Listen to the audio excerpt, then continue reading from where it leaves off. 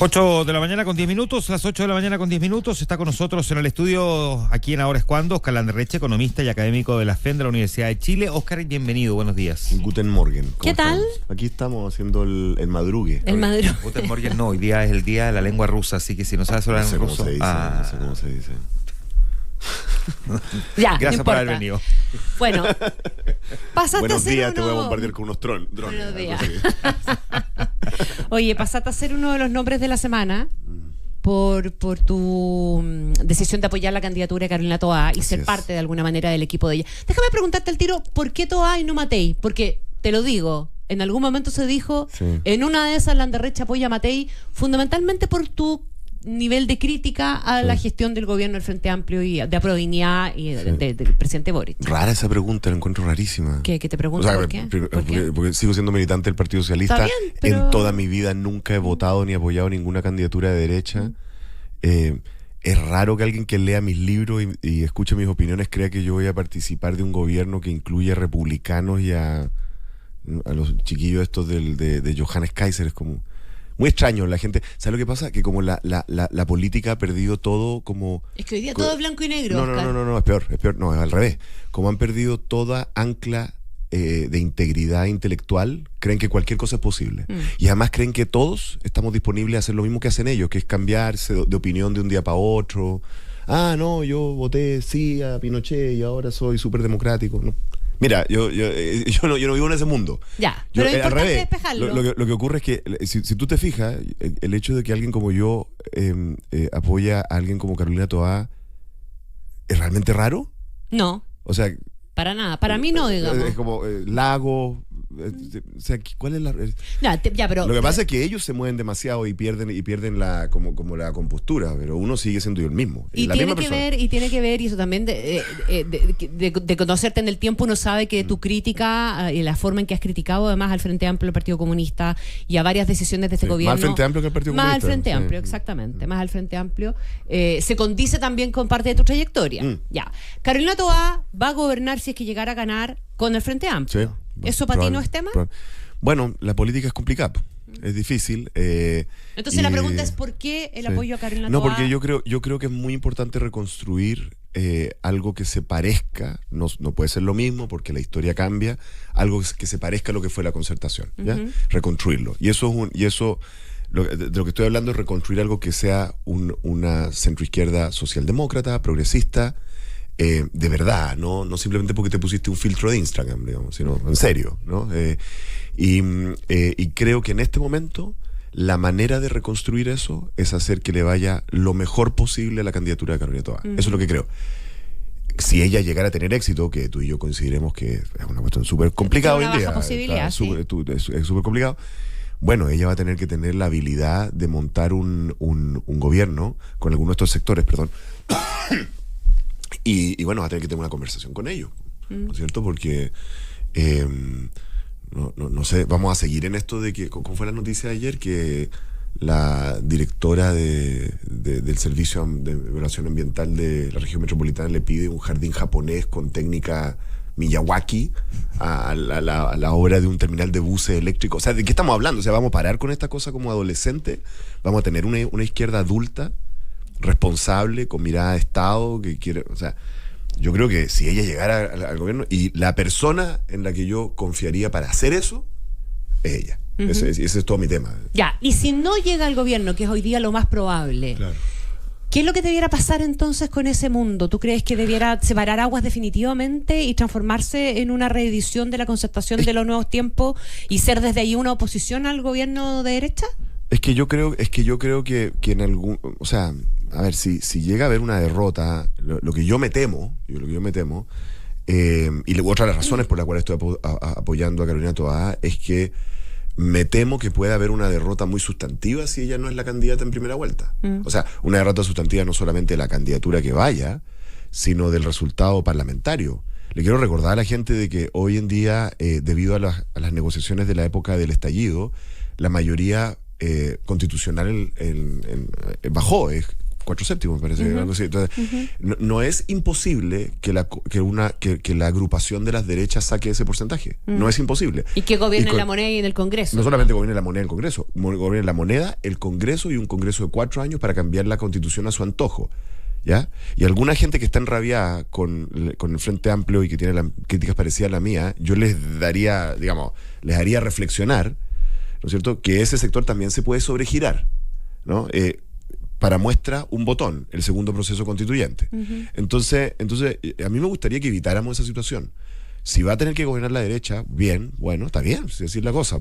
Es casi esperable. Pero no con carta blanca. Pero no con carta blanca. Y yo creo que para que no sea con carta blanca es esencial que le vaya bien a la candidatura de Carolina Toa. Eso es todo lo que estoy haciendo. Es bien sencillo si lo pensáis. De acuerdo. Te generé suspiros y... Estoy pensando en cómo preguntarte en ruso. Es que a esta hora cuesta. No, o sea, a toda hora cuesta. Depende del entrevistado también.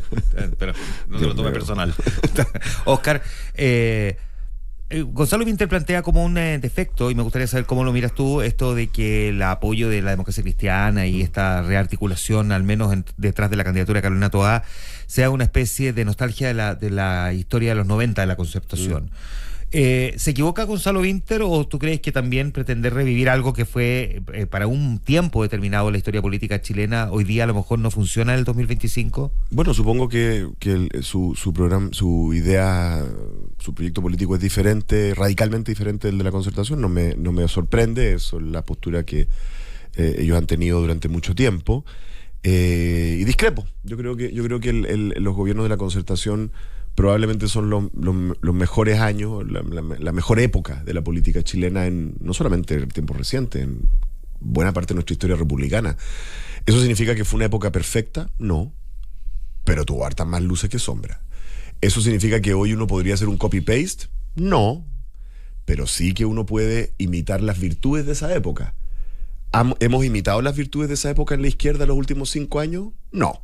Entonces yo tengo una discrepancia, o sea, ahí yo creo que sí tenemos que volver a una cosa parecida a esa, no solamente eso, sino que yo creo que es lo que el país pide a gritos. Ahora, él tiene una mirada muy crítica a la política de los acuerdos, claro, y que dice que este gobierno terminó implementando la política de acuerdos no como un medio, sino que al final como solo una finalidad.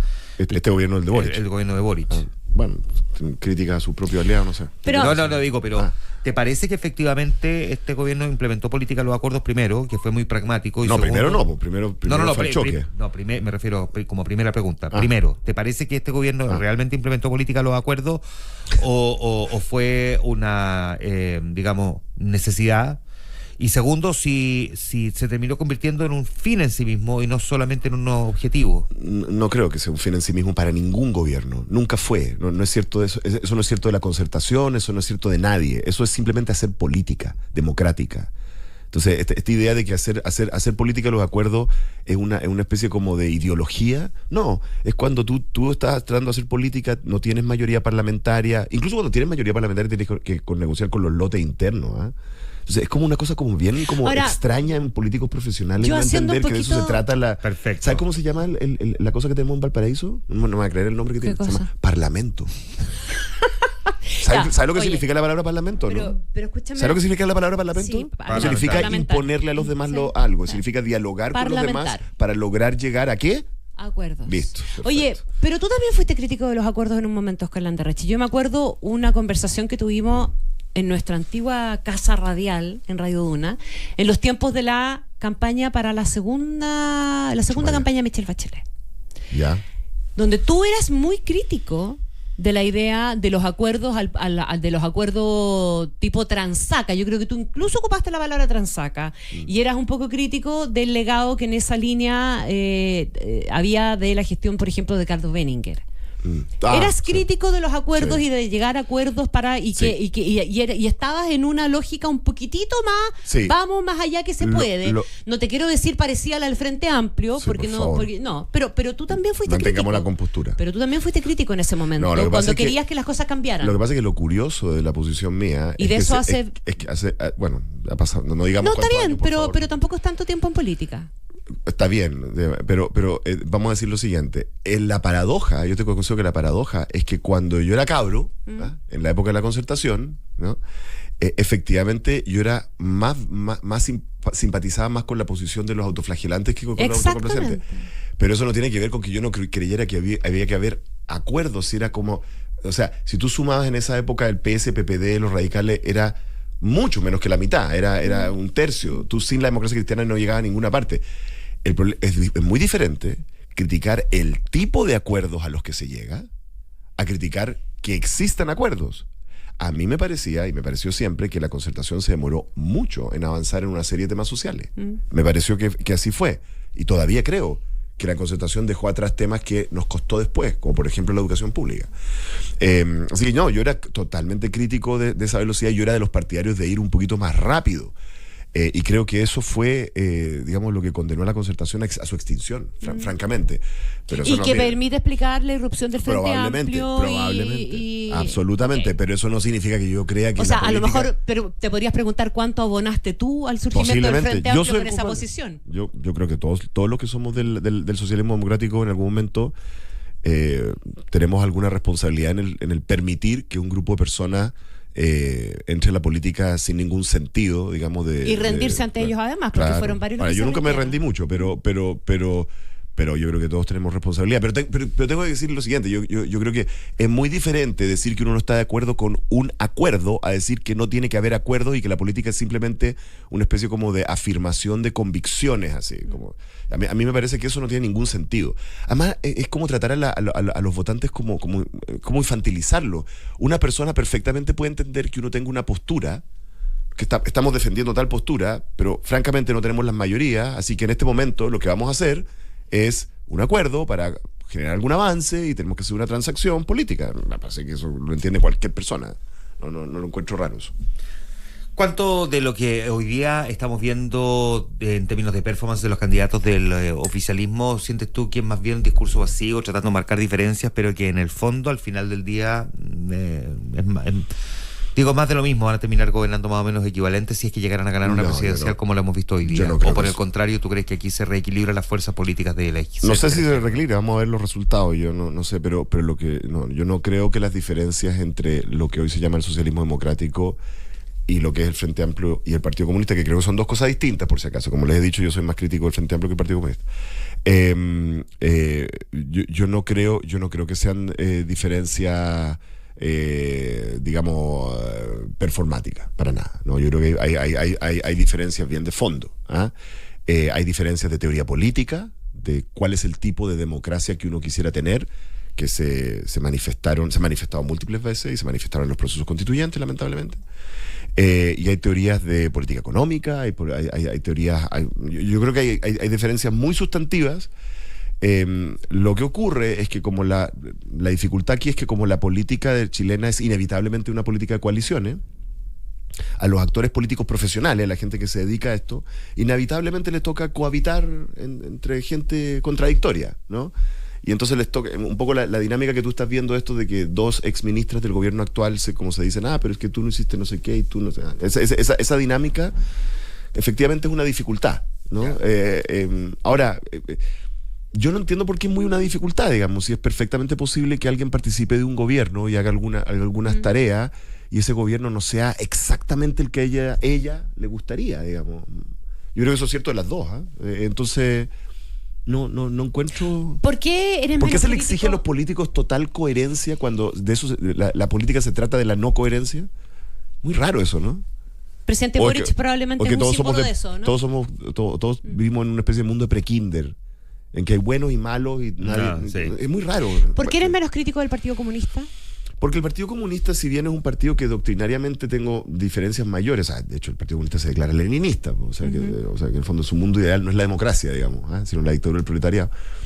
Sí encuentro que es un partido que tiene estructura, y por lo tanto, como lo ha demostrado múltiples veces en la historia, con la presidenta Bachelet y antes con el presidente Allende y antes con el Frente Popular, es un partido que cuando llega a un acuerdo en general lo respeta, digamos, y participa. Justamente tienen esta idea de que, bueno, una cosa es lo que ellos creen y otra cosa es que ellos participan de una coalición y van a aportar desde su punto de vista. A mí me parece que sí, en ese sentido no, eso es factible se puede conversar con eso.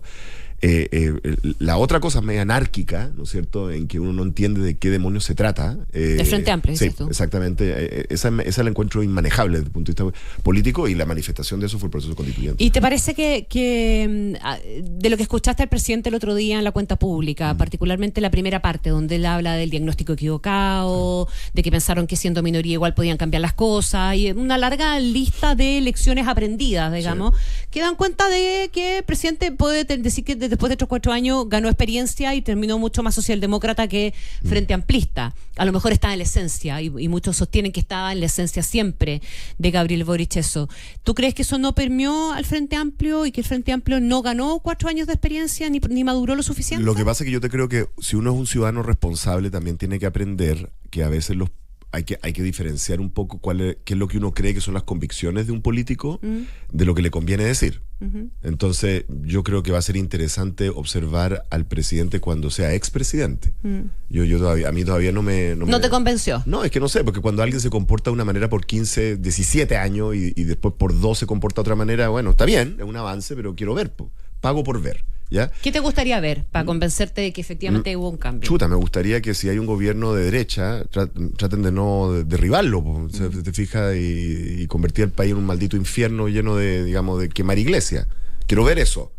¿Estoy convencido de que eso no va a ocurrir? No estoy convencido. Fíjate, no estoy convencido.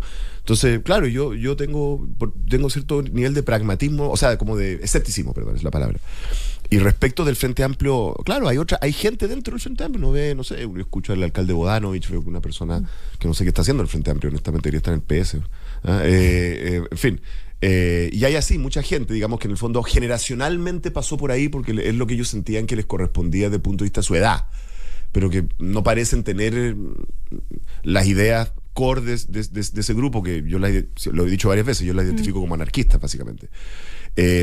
Así que supongo que hay una diversidad de cosas, pero a mí me cuesta mucho, digamos, identificar el proyecto del Frente Amplio como un proyecto socialdemócrata, y creo que ellos mismos dirían que no, digamos.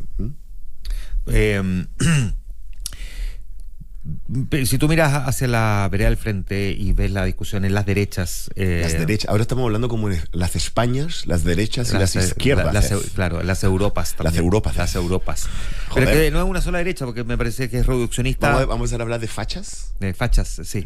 No, pero no de fachas. Por si acaso, chilenos, fachas no es como la facha de cómo te vistes, sino es como los españoles le dicen a la derecha. En vez de decirle facho, le dicen... Eres de fachas. Eres de fachas. Exactamente. Pero no es una sola derecha, son derechas distintas, por eso que se habla de derecha. Me parece reduccionista también hablar de la izquierda como una sola izquierda, claro, y evidentemente que es distinta también. Sí. Pero ¿cómo mirado desde tu óptica, cómo has visto que ellos han venido desarrollando también su estrategia para poder conquistar respaldo y votos para conseguir el poder? Yo hace tiempo dije, creo que aquí mismo en este programa, cuando estaban en un mejor estudio, ¿no? Oye, esto ha caído de nivel. Les cuento, Radio Escucha, esto ha caído de nivel, es duro la recesión, es complicado. Bueno, pero bajamos. Estamos trabajando para usted, oye. Bajamos de estudio y de calidad de invitado, así que queremos pedir perdón. Está bien. Estamos como Jara y Toá. Sí. No, es que nos cambiamos de estudio porque estamos remodelando el otro. Sí, oye, pero este estudio es precioso, lo vas a hacer más chiquitito. Sí, súper lindo, súper. Oye, sal de ahí. ¿De qué estamos hablando? Te estaba preguntando por la derecha y la estrategia para poder conquistar votos. Creo que en una entrevista acá yo dije que era bien interesante el debate que estaba ocurriendo en las derechas, ¿no? Porque en el fondo yo creo que en cierta medida lo que se reveló ahí es que hay como 3 teorías distintas de lo que debe ser la derecha, ¿no? Por así decirlo, ¿no? Entonces, hay una teoría que son como los liberales, ¿no? Como mis amigos de Evópolis, así que son como la derecha liberal, todo el mundo así como decía el Pato Navia, pura gente bien vestida, digamos. Claro. Exacto. Hay una derecha liberal, hay una derecha como, si tú quieres, bien nostálgica, como de la dictadura, los Chicago Boys, que es como lo más clásico, que yo diría que es como republicano, como un revival de eso, por así decirlo, que tiene una versión más extrema con el proyecto de Kaiser y otros grupos por ahí. Y hay una derecha core que yo creo que ha evolucionado, y a mí me parece interesante, como que la derecha core tipo RN de UDI ha evolucionado hacia una cosa más tipo social cristiana, que no es lo que era, por si acaso, la derecha core en tiempo de la Concertación, que era más la UDI, claro, digamos, ¿ya? Pero incluso la UDI es como más social cristiana, que se ve en este, por ejemplo, un indicador líder de esto son las elecciones siempre en la FEUC, ¿no? En la FEUC ya no predominan los gremialistas, sino que predominan movimientos más socialcristianos, digamos. ¿Eh? Entonces yo creo que ese debate entre las distintas derechas es interesante. Esta idea de una derecha más social cristiana, más parecida a la democracia cristiana alemana, digamos, más parecida, me parece saludable para el país, sin duda. Me parece absolutamente saludable, porque ese tipo de derecha lo que busca es promercado, es pro todo, una derecha, digamos, pero reconoce, digamos, de que en la sociedad actual el Estado tiene que intervenir para hacer ciertas correcciones más o menos de justicia y de básica, ¿no? Entonces a mí me parece muy interesante ese debate y creo que estamos, en el fondo, la incapacidad que tuvo ese sector para hacer una primaria muestra que las diferencias son bien marcadas, digamos, ¿no? Ellos mismos perciben que tienen teorías un poquito excluyentes, las sienten ellos, ¿no? Ahora, probablemente si terminan gobernando van a terminar inevitablemente armando una coalición de algún tipo, pero yo creo que es muy interesante y creo que las dificultades que está teniendo Evelyn Matei, ¿no? Porque se le está metiendo Kast de nuevo por los palos, muestran que es un debate bien profundo. O sea, lo que muestran es que culturalmente en el mundo core, por decirlo, de la derecha, el mundo empresarial, ese mundo, no les hace a todo el mundo tanto sentido el proyecto de una derecha más social cristiana, más digamos más con un cierto elemento crítico de lo que sería como esta cosa así como el Chicago gremialismo clásico. ¿Tú eres también de los que sostiene, como sostenía el presidente Boric, de que ninguna carrera es carrera corrida, que el tiempo, un año antes, meses antes de la elección presidencial pasada, las encuestas marcaban a personas que no terminaron estando ni siquiera en segunda vuelta? Eran Jadwe con Lavín. En definitiva, ¿tú crees eso respecto de esta o crees que aquí las cuestiones están bastante más claras y que Matei puede ser la próxima presidenta? No sé, imposible. Anda a saber tú, digamos, si Elon Musk se manda un tweet sobre Evelyn Matei, ¿qué podría pasar, digamos? Digamos, el mundo se globalizó tanto que Elon Musk comenta sobre Evelyn Matei. O sea, cualquier cosa puede pasar, obviamente. Vivimos en un mundo que pasan muchas cosas muy inesperadas, pero yo creo que está súper complicado, digamos. O sea, uno ve no solamente las encuestas, sino que uno ve el resultado electoral que hubo en las elecciones municipales y, digamos, habría que ser un completo, digamos, alcornoque, digamos, para no reconocer que cualquiera de las izquierdas, como diríamos, la tiene muy complicada para ganar. O sea, muy difícil. Eso es así. Yo creo que, o sea, tú me preguntas a mí, tuvieras que apostar plata, probablemente uno apostaría que va a ganar la Evelyn Matei, digamos, al final. ¿Y apostarías que va a ganar toda la primaria del oficialismo? Yo espero que sí. ¿Apostarías o no? No, yo apostaría. Yo creo que es la que tiene mayor probabilidad, pero creo que es apretado. Creo que es difícil. Con Jara. Claro, porque yo creo que ella es una muy buena candidata. Creo que ella es una candidata que le pesa un poco el tema del Partido Comunista, en fin, para llegar a otros sectores, digamos. Le va a costar atraer gente nueva para votar por ella, pero ella tiene ciertos atributos personales que efectivamente desafían a la Carolina. Entonces, yo creo que es complicado. Y otra cosa, yo creo que desde el plebiscito del 4 de septiembre para acá y desde la entrada del voto obligatorio, a pesar de que esta elección es voluntaria, yo creo que ha habido cambios bien importantes en los comportamientos de los electores y tenemos demasiadas pocas elecciones bajo el cinturón, digamos, como para que los modelos predictivos funcionen. O sea, en el fondo, creo difícil hacer predicciones sobre esto, ¿no? O sea, ¿cuánta gente, por ejemplo, va a ir a votar porque debido que ahora la otra elección es obligatoria, sienten que es un poco obligación ir a votar? ¿Te fijas? Sí. Y por lo tanto es un poquito menos voluntaria de lo que sería normalmente las primarias de Lagos con Saldívar, digamos, que era completamente voluntaria. No sé cuánto es así. ¿Qué efecto va a tener el hecho que la derecha no tiene una primaria? ¿No? O sea, existirán personas de esta centro derecha que liberal, o los amarillos, los demócratas, o ex votante concertación que pensaba votar por alguna opción de centro derecha, verá, diga, ¿sabéis qué más voy a ir a votar por? No sé, capaz que sí. Yo sospecho que sí. Yo sospecho que hay harto de eso.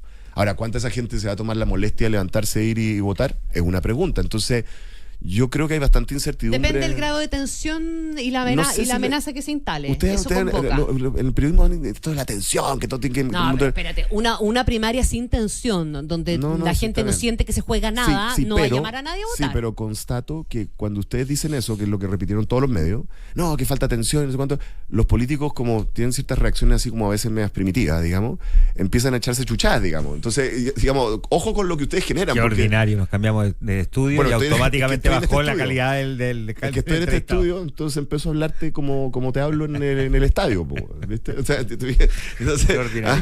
entonces, claro, ojo con eso, porque claro, la tensión, o sea, yo no, a mí no me gusta cuando la política dice, necesitamos tensión, entonces evolucionemos hacia estos como programas de farándula en que todos nos insultamos. No, pero entendamos la necesidad de tensión como la necesidad de marcar la idea de que hay algo en juego. No, claro. Esa es la tensión. Sí, pero de temas de fondo, no de cuestiones personales. De temas de fondo, claro. No, ya, pero ¿qué? Pero Oscar, obvio, ¿cómo marcas tú la diferencia entre 4 candidatos? Si es que no hay diferencia, y la diferencia puede generar tensión, puede generar, digamos, puntos de vista. Claro. Pero ¿cómo define un elector para saber qué candidato lo representa mejor? Yo creo que algo interesante pasó en el debate, no sé si fue el de ayer o el anterior, por ejemplo, cuando discutieron el tema de SQM. Ahí apareció una diferencia respecto de la reforma de pensiones, ¿no es cierto? Sí, independientemente de qué te tocó hacer, porque efectivamente a la ministra Jara le tocó hacer algo que capaz que sabemos, uno sospecha que no estaba completamente de acuerdo con lo que le tocó hacer. Ese son el tipo de tensiones que a mí me gustan, tensiones que tienen tema de fondo. A eso nos referimos. La otra ha sido como... No, pues a esa nos referimos. Y eso, bueno, me imagino que le sirve también al ciudadano, si es que sigue un poco estos debates, para poder entender cuál es la diferencia desde el punto de vista de cada uno de los candidatos. Claro, yo creo que eso es un elemento, pero yo creo que independientemente de la tensión, hay algo que no sabemos sobre el comportamiento de los votantes post 4 de septiembre, que realmente de fondo, esta es la primera elección presidencial con voto obligatorio, ¿no es cierto? Y post 4 de septiembre, entonces yo creo que hay mucha incertidumbre. A mí me cuesta mucho hacer un pronóstico, honestamente, no lo sé. Eso para que te invitamos entonces. No. ¿Tú querías un pronóstico? Obvio, pues. No sé para qué. Ese tiene otro precio. Más vodka para el Oscar Landerreche. Muchas gracias por venir al programa. Gracias a usted. Gracias, Oscar, que estés bien.